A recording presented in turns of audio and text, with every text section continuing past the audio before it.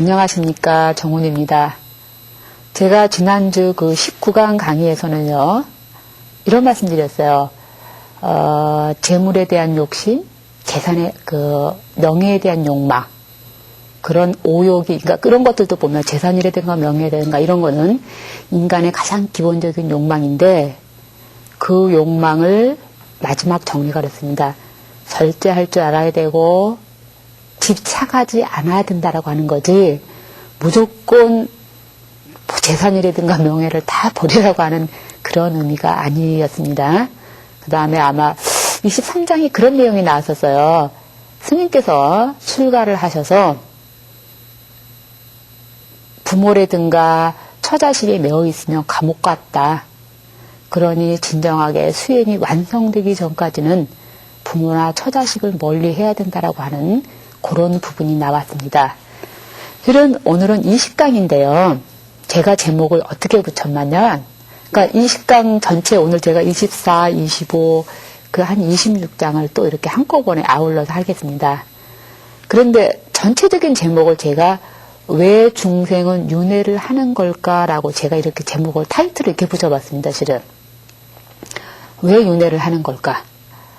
아마 대부분이 많이 아실 거예요. 스님들 법문 많이 듣고 책을 통해서 뭐 윤회하는 이유는 다 아시죠? 뭐 업 때문에 윤회한다 하는데 그 업 가운데에서 그러면은 가장 윤회하게 하는 근본적인 원인이 무엇인가라는 얘기입니다. 그게 큰 스님들도 그렇고 우리 그 경마다 우리 불경에 그런 말이 많이 있습니다. 내가 끊임없이 이 세상을 죽고 다시 태어나고 윤회를 하는데 그 윤회를 하는 가장 근본적인 게 탐진치 삼도, 그 가운데 탐 가운데서도 애욕 때문이라는 겁니다. 그래서 이성에 대한 욕망 때문에 인간이 끊임없이 우리가 윤회를 한다라고 되어 있는데 그게 원각경에는 분명히 쓰여 있어요. 그 애욕이 근본이 되기 때문에 윤회한다는 얘기입니다. 그래서 오늘 내용들은 다 그런 내용입니다. 실은 이성에 대한 욕망인데요. 저번 주에는 명예욕하고 재물에 대한 욕심이 나왔다면 오늘 강의는 어떻게 보면은 이성에 관한 욕망 얘기입니다. 그래서 제가 우연치 않게 42장경을 인터넷을 녹화해서 처음 강의하는 건 아니고요. 실은 몇 번째 실은 하게 되더라고요. 우연치 않은 건데. 그리고 물론 다른 경전도 몇 가지 해봤어요. 그럼 몇 가지 해봤다는 표현은 좀 이상하고요. 금강경, 법화경, 법구경, 이런 경전들은 이런 이성에 관한 이런 욕망의 이런 절제라는 건 좀 표현이 덜 돼 있거든요. 금강경 보세요. 이 얘기가 어디 나오나요? 법화경도 그렇고요. 그런데 묘하게 42장경만큼은 이게 참 많이 나오고 있어요. 그거는 아마 제가 처음에도 말씀드린 것처럼 초기 경전 중에 42장경이 하나 거기에 내용은 속합니다. 물론 42장경이 후대에 완성이 되긴 했지만 내용은 초기 경전의 내용을 담고 있다 보니까 출가 수행에 대한 어떤 그런 말씀, 그 다음에 제가 신자들한테 말한 것도 어떤 윤리적인 측면이 강조되어 있기 때문에 이런 욕망에 대한 욕구를 버려야 되는 게 많이 나온다는 사실입니다. 그러면 제 말씀은 그만하고요. 일단 본문 내용을 먼저 보고 또 몇 마디 드리겠습니다. 24장입니다.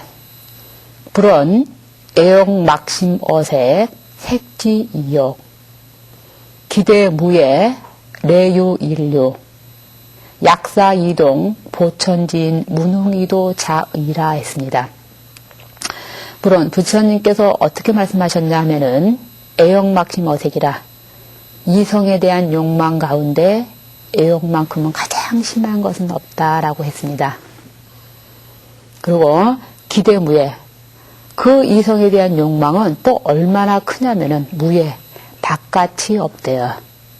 밖이 없다는 소리는 무슨 소리입니까? 너무너무 무한정하다는 소리예요.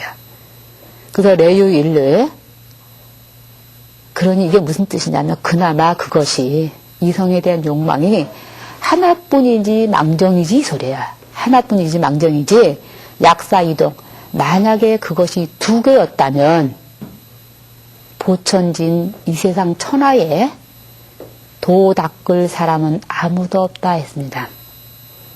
지금 이 24장 얘기는 이성에 대한 욕망이 가장 어떻게 보면 강한데 수행하는데 가장 큰 걸림돌이 되는 게 어떤 이성에 대한 욕망이라는 뜻입니다, 지금. 그 다음에 24장에서 25장을 한번 또 더 보고 말씀드릴게요. 25장 같은 경우는 과연 그런 이성에 대한 욕망이 너무 지나치게 빠졌을 경우 어떠한 가보가 있느냐 하는 얘기입니다. 실은 지금 제가 이거 말씀드리니까 이거는 스님들에 해당되는 것만은 절대 아닙니다, 실은. 뭐 수행하는데 가장 걸림돌 되는 거는 물론 우리 스님도 인간의 육신을 가지고 태어났으니까 그건 맞는 얘기지만 이거는 제가 신자들이 훨씬 더 잘 알아야 된다는 생각이 듭니다, 실은. 불은 애역지인 유여집거 역풍이행 필류 소수지환이라 했습니다. 부처님께서 뭐라고 얘기했냐면은 지금 25장은 애욕을 지나치게 추구했을 경우 어떠한 가보가 따르는가라고 하는 얘기입니다. 실은 애욕진, 애욕에 빠져 있는 사람은 마치 뭐와 같냐면 횃불을 들고 손에 이렇게 횃불을 들고서 바람이 이렇게 부는데 바람을 거슬러 간답니다. 역풍이 역풍 바람을 거슬러 간다면은 그러면 횃불을 손에 들고 있는데 손이 어떻게 돼 있어요? 바람을 거슬러 가다 보니까 바람은 이렇게 불고 있고 가는 건 이렇게 가다. 그래서 손을 태우는 환이 있는 것과 같다라고 했습니다. 그만큼 애욕에 대한 과보가 그만큼 크다는 얘기죠. 그래서 24장, 25장 얘기는 인간의 이성에 대한 욕망을 지나치게 한다거나 어떻게 잘못 했을 경우 그런 얘기죠. 뭐 그럴 경우에는 우리 사람을 망친 것뿐만 아니고 자기 자신을 망치게 되는 가장 큰 화가 따른다고 합니다. 물론 수행자한테는 수행하는데 가장 큰 걸림돌이 될 수도 있겠지만 일반 재가신자들은 이 점에 대해서 더 아마 더 잘 깊이 명심해야 된다는 생각이 듭니다. 근데 지금 제가 저번에도 재물에 대한 욕심도 했고 명예에 대한 욕심, 그 다음에 어떤 이성에 대한 이런 욕망 이런 것들 얘기했는데 어떠세요? 아마 지금 이거 듣는 사람도 물론 불교를 공부 많이 하신 분들은 당연히 받아들이실지 모르지만 불교를 전혀 모르시는 분들이나 조금 저기한 분들은 너무 그러면 너무 윤리적인 게 너무 강조되어 있지 않나라고 하실 겁니다. 근데 우리가 한편 이렇게 생각할 수 있어요. 이렇게 생각이 아니고요. 실은 부처님 경전에 이런 말씀입니다. 뭐라고 되어 있냐면은 번뇌즉 볼이라고 했습니다.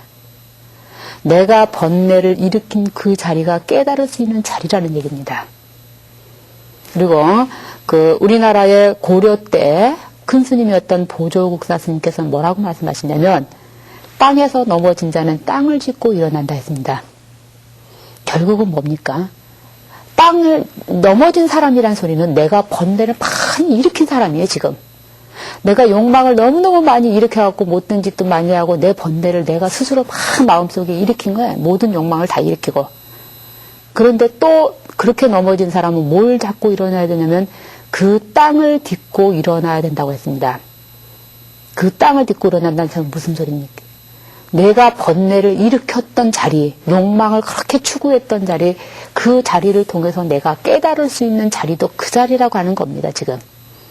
그래서 우리 부처님 경전 속에서 보면은 뭐라고 표현이 됐냐면 아까 처음 말씀드린 대로 번뇌가 곧 볼이라고 하는 겁니다. 내가 번뇌를 일으킨 자리가 곧 깨달을 수 있는 자리고 생사즉 열반, 내가 생사하는 그 자리가 열반할 수 있는 그 자리라는 거예요. 그러니까 한 바탕 속에서 내가 번뇌를 일으켰을 때 그 자리가 바로 해탈할 수 있는 자리라는 얘기입니다. 그래서 유마경에는 탐진치 삼독, 내가 탐내고 성내고 어리석은 탐진치 삼독이 번뇌가 해탈할 성불이라고 했습니다. 해탈할 수 있는 그런 근거, 어떤 성품, 어떤 그런 근거가 될 수 있다라고 하는 게 탐진치 삼독입니다. 그러니까 부처가 될 수 있는 것도 탐진치 삼독을 바탕으로 해서 그 바탕을 딛고 일어나서 우리가 부처가 될 수 있고 해탈할 수 있다라고 우리가 표현할 수 있겠습니다. 또 제가 지금 유마경 얘기를 했는데 유마경에 또 그런 표현이 있어요. 모든 사근과 모든 일체 번뇌, 모든 인간의 내 마음에서 부리는 모든 욕망이 그거 자체가 부처가 될 수 있는 종자이다라고 했습니다. 씨앗이라는 거예요. 내가 부처라고 하는 나무를 이렇게 큰 나무를 큰 우런 나무를 만드는데 그런 나무가 하나 생성되는데 그 나무를 키우게 하고 나무를 처음 만들게 했던 그 근본 원인이 그 씨앗이 탐진치 삼럭이면서 번뇌이면서 욕망이라고 얘기하는 겁니다. 지금. 그러니까 우리가 지금 제가 자꾸만 그 번뇌를 얘기하면서 어떻게 보면은 욕망도 번뇌에 속하는 거니까요. 어떤 재산에 대한 명예에 대한 욕심, 이성에 대한 욕심을 그런 말씀을 드렸지만 그 자체가 우리가 깨달을 수 있는 성불할 수 있는 근원이면서 성불할 수 있는 성품 자리라고 하는 거 그거 꼭 명심했으면 좋겠습니다. 그 다음에 이제 26장인데요. 26장은 얘기는 부처님께서 그런 이성의 욕망이 일어났을 때, 수행하셨을 때, 그런 욕망이 일어났을 때, 그걸 어떻게 멀리 한다라고 하는 실은 본보기입니다, 실은. 26장 내용을 한번 볼게요. 천신헌 옥녀업을 욕계 불의, 불언 형랑 중에 이래하이, 거오불용이라 했습니다. 천신유경, 인문도의, 불의해설 즉득 수다원가라 했습니다. 자, 이 내용은 부처님 아마 생애라든가 부처님에 관한 일생을 보면 요 얘기가 꼭 나옵니다. 천신이 옥녀를 데리고 와서 부처님께 바칩니다. 그래서 욕계 불의, 부처님의 의지, 부처님께서 성불하겠다는 의지를 무너뜨리려고 했습니다. 그래서 불언, 부처님께서 이런 말씀하셨어요. 불언, 형랑 중에 아주 가죽 주머니 속에 온갖 오물을 가지고 있는 자여 했습니다. 그러면서 이래하이, 너는 도대체 무엇 때문에 내 앞에 나타났느냐. 거오불령, 없어져라, 사라져라, 이런 뜻입니다. 오불령, 내게는 너가 필요가 없다. 천신유경, 그랬더니 그 옥녀를 데리고 왔던 천신이 오히려 부처님을 아주 공경하는 마음을 내서 인문도의, 부처님께 불도의 뜻을 물었습니다. 그랬더니 불의해설, 부처님께서 그를 위해서 아주 좋은 법문을 해설해 주니까 즉득 수다원가라, 그 천신이 그 수다원가를 얻었다라고 하는 얘기입니다. 지금 이 얘기는 부처님께서 6년 고행을 아주 힘들게 하시고 그러고 나서 이련선화 강가에서 목욕을 하시고 다시 37일 20일 동안 선정 수행에 들었을 때 가장 그 성불하시기 바로 직전에 그 마왕이 찾아왔던 얘기가 지금 요 얘기입니다. 여기서 말하는 천신은 경전에 참 천신이 많이 등장을 해요. 그래서 33천이 있는데 6개 제6청 가운데 왕인 천신이 마왕의 파순입니다. 그 파순이고요. 실은 이 마왕 파순이 여기서만 등장하지 않아요. 또 어디서도 등장하냐면 이 마왕이 부처님께서 열반하실 무렵에 아주 부처님한테 빨리 열반하시라고 재촉하고 아주 부처님을 이렇게 유혹했던 분도 이 마왕 파순입니다, 실은. 그래서 부처님이 성불하실 때도 그렇고 열반하실 무렵에도 이렇게 마왕 파순이 많이 괴롭혔는데요. 자, 그렇다면은 지금 제가 마왕 파순이 찾아와서 부처님을 괴롭혔다. 옥녀가 찾아왔다. 그런데 이 옥녀가 진짜 있고 마왕이 진짜 있는 걸까요? 그건 아니고요. 실은 여기서 실제 형상적인 존재가 아니고 탐진치 삼독이 일어나는 그런 형상을 상징적으로 표현을 했을 뿐입니다. 그러니까 쉽게 얘기하면은 법가모니 부처님께서 6년 고행을 하시고 피나는 고생을 하시고 정말 이 뼈마디가 앞에 등짝하고 그 뒤에 뼈마디가 다 붙을 정도로 고행을 하시면서 마지막 고행 그 성불하시기 이전에도 당신이 집으로 돌아가신다면 예를 들어서 그 석가족 왕국으로 돌아간다면 수행하지 않고 왕의 자리에 올 수 있는 명예가 있고요. 왕이라고 하는 얼마나 왕자리니까 아무래도 재산도 가질 수 있었을 거고요. 그 다음에 아름다운 부인도 있고요. 그 다음에 아름다운 예쁜 자식도 있고요. 나름대로 수행하시기 전에 얼마나만큼의 당신의 처절한 그런 고통 속에서 그거를 이겨냈겠다라는 얘기예요. 그런 이겨낸, 그런 이성의 욕망, 자기 자식에 대한 욕망, 가지고, 그런 것에 대한 모든 욕망 떨쳐버린 것, 그거 자체를 우리가 마왕 파순이 와서 부처님께 유혹했다라고 합니다. 그래서 옥료라고 이렇게 표현이 되고 있는 겁니다, 실은. 어쨌든 간에 이 마왕 파수는 아주 정말 부처님을 괴롭히려고 많이 해서 괴롭히려고 이렇게 유혹을 했고 그랬는데 정말 부처님의 뜻이 얼마나 견고한지를 알고 정말 뛰어난 성인인 줄 아시고 부처님께 귀를 하고 아무튼 부처님께 가르침을 얻어서 수다원이라고 하는 어떤 깨달음의 성지에 오르는 그럴 만큼의 그 수다원가를 얻었다고 하는 얘기입니다. 오늘 제가 24장하고 25장, 26장은 대체적으로 나오는 내용들이 어떤 수행자도 그렇고 일반 재가신자도 그렇고 가장 이성에 대한 욕망을 떨쳐버려야 되는 얘기가 중점적으로 나오고 있는 얘기입니다. 그런데 계율면에서 그래요. 특히 이제 우리 부처님 당시도 그렇고 계율이 수범수제였습니다. 어떤 수행자나 제자가 나쁜 행동을 했거나 문제가 생겼을 경우 계율을 제정했었습니다. 그래서 사분율에 보면은요, 아나일이라고 하는 뛰어난 성자죠. 천한제일이잖아요. 그 아나일 존자가 어디 이렇게 탁발 멀리 나갔다가 마침 비가 너무 오고 이러니까 마침 어느 집에서 이렇게 하룻밤 묵게 돼요.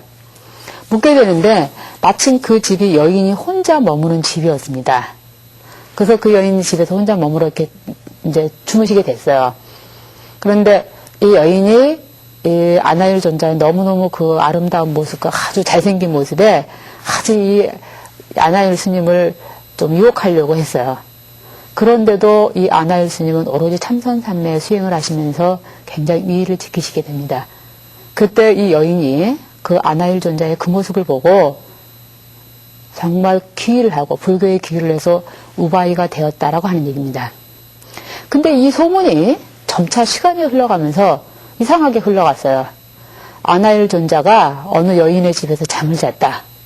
이렇게 소문이 흘러가면서 아나일한테 아주 좋지 못한 일이 자꾸 발생했어요. 자꾸 안 좋은 소문이 퍼져서. 그래서 부처님께서 그 사실을 아시고 계율을 제정했어요. 절대 수행자는 여인이 있는 집에서 절대 잠을 자지 마라 했습니다. 그런 게 계율이 돼서 책정됐었고요. 또 아나일 존자인데요. 4분일에 그런 얘기가 나와요. 근데 좀 그러네요. 제가 이 얘기를 하면서도, 아니, 저는 비구니 스님인데, 자꾸 비구 스님 계율물대를 거론 삼아 얘기하면 이거 맞아줄지 않나 참 걱정스럽기도 합니다.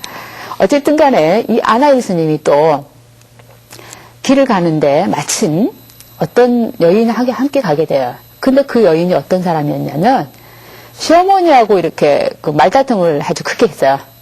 그래서 이 화가 나서 며느리가 친정으로 도망을 가게 돼요. 막 가는데 마침 아나일 스님을 함께 길에서 만나요.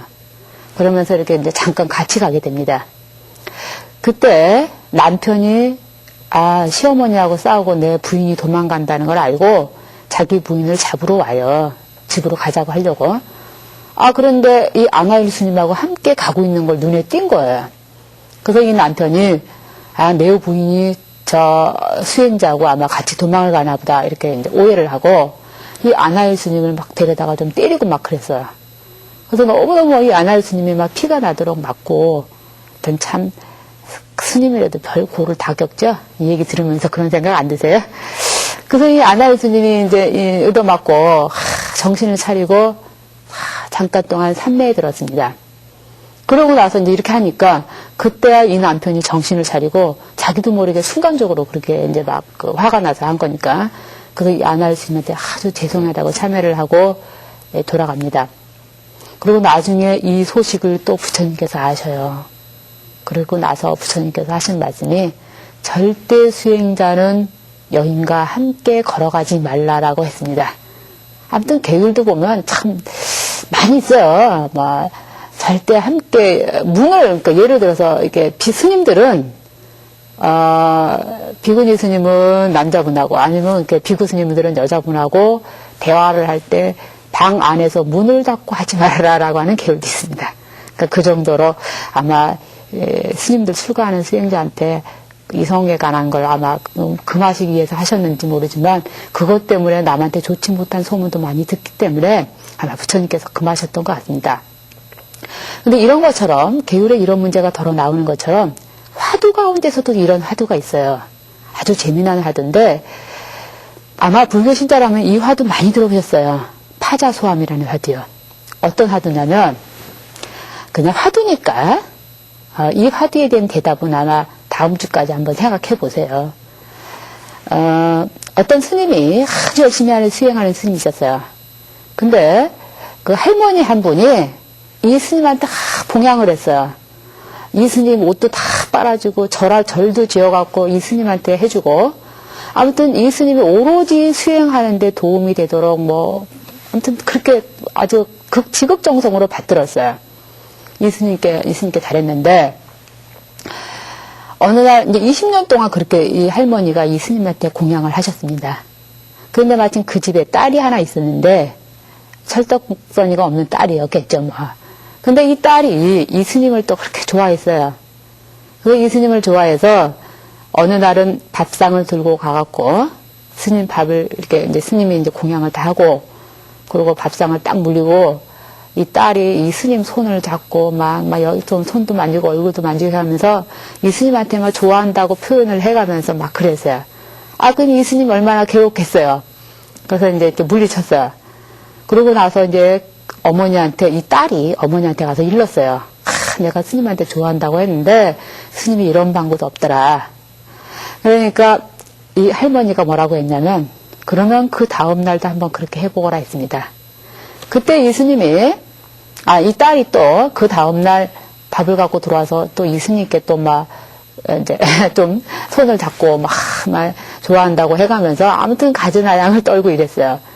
그러니까 이 스님이 뭐라고 얘기했냐면 엄동설안에 바위가 있는데 거기에 바람이 잠깐 스치는 것과 같다 했습니다. 그렇게 아주 좀 아주 거절을 했다고 표현해야 되나? 아무튼 그렇게 말씀을 했어요. 그러니까 이 딸이 울며 불며 나와갖고 자기 어머니한테 또 그 사실을 일렀어요. 근데 이 어머니가 문제예요. 어떻게 했을 것 같아요?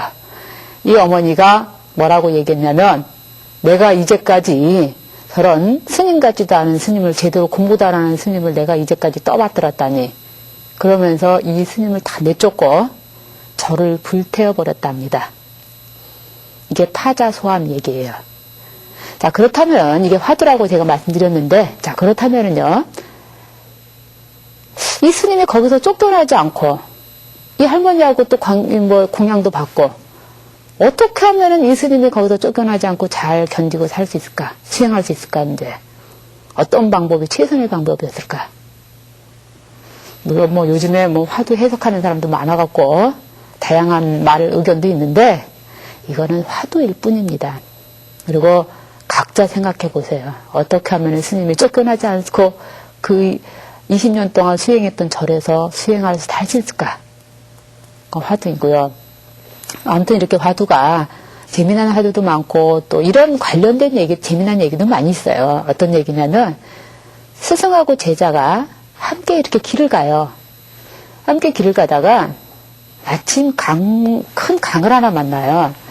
지금이야 나룻배도 있고 여러 가지 있겠지만 이렇게 건너는 수단이 있겠지만 옛날에는 직접 이렇게 건너야 되니까. 근데 아름다운 아가씨가 이렇게 서서 있어요. 그러니까 그때 이제 이 스님께서 옆에 있는 제자가 있었는데 이 스님께서 그 여인을 업어갖고 강 건너에서 건너주신다. 근데 그 모습을 보고 제자가 너무너무 의아스럽게 생각을 해요. 도대체 우리 스님은 왜 저러실까? 절대 스님은 수행자는 여인의 손을 이렇게 만져서도 안 된다고 하는 게 했는데 왜 스님은 그러실까 하고 이제 의아해하고 있었어요.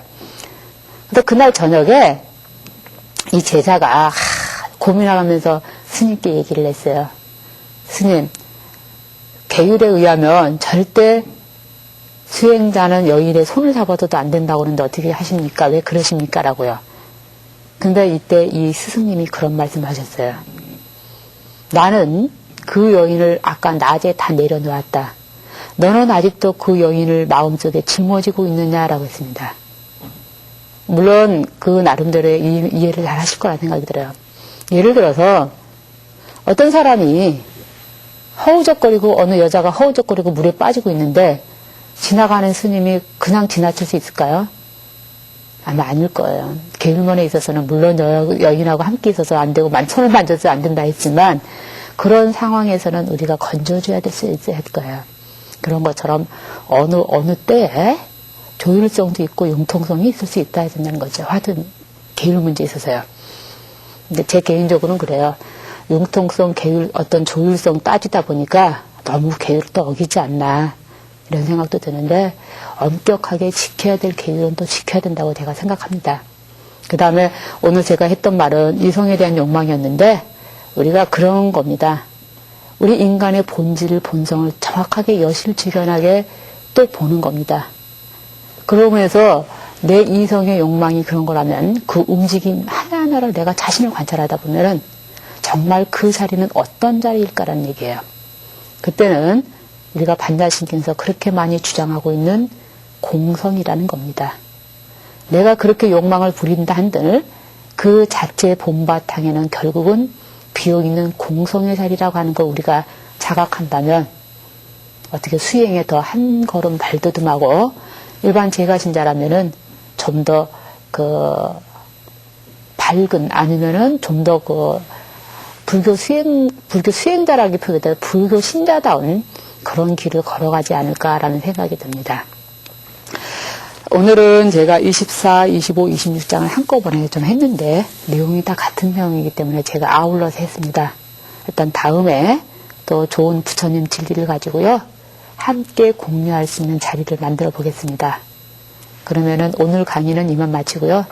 다음 주에 뵙겠습니다. 선물하십시오.